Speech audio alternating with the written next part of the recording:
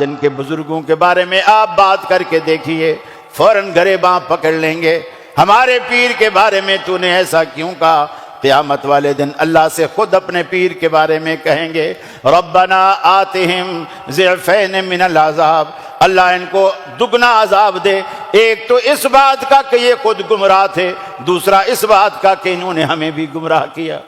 فرمایا فَلْيَحْذَرِ الَّذِينَ يُخَالِفُونَ عَنْ أَمْرِهِ أَن تُصِيبَهُمْ فِتْنَةٌ أَوْ يُصِيبَهُمْ عَذَابٌ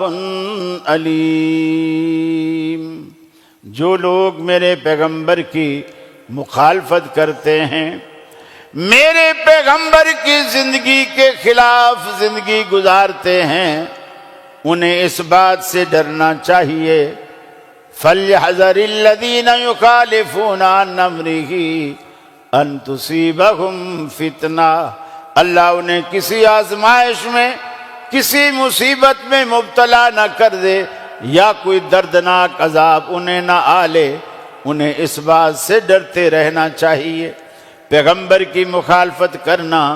بدعات کو فروغ دینا اتنا بڑی بات ہے۔ اللہ رب العالمین اپنے قرآن پاک میں فرماتا ہے یوم تقلب وجوہہم فی النار، قیامت کا دن ہوگا، ان کے چہروں کو رب العالمین جیسے سیخ کباب والا باربیکیو میں کبابوں کو کوئلے پہ بھونتا ہے،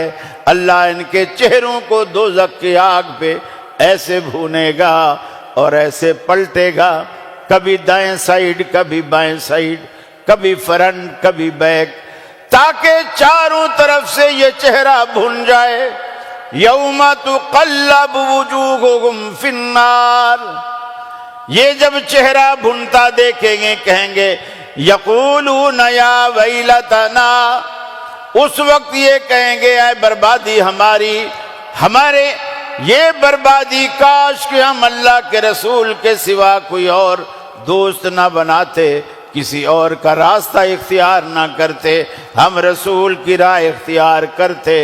ہم نے تو اللہ کے رسول کو چھوڑا، اوروں کے پیچھے پڑے، حتیٰ کہ ہم نے انا اتانا سادتنا وکبراءنا، ہم نے اپنے سیدوں کی، اپنے بڑے بڑوں کی اطاعت میں لگے رہے، فَاضَلُّونَ السَّبِيلَ، انہوں نے ہمیں راہ راست سے ہٹا دیا، بھٹکا دیا، گمراہ کر دیا۔ ربنا آتہم، آج ان کے بزرگوں کے بارے میں آپ بات کر کے دیکھیے، فوراً گریباں پکڑ لیں گے، ہمارے پیر کے بارے میں تو نے ایسا کیوں کہا؟ قیامت والے دن اللہ سے خود اپنے پیر کے بارے میں کہیں گے ربنا آتہم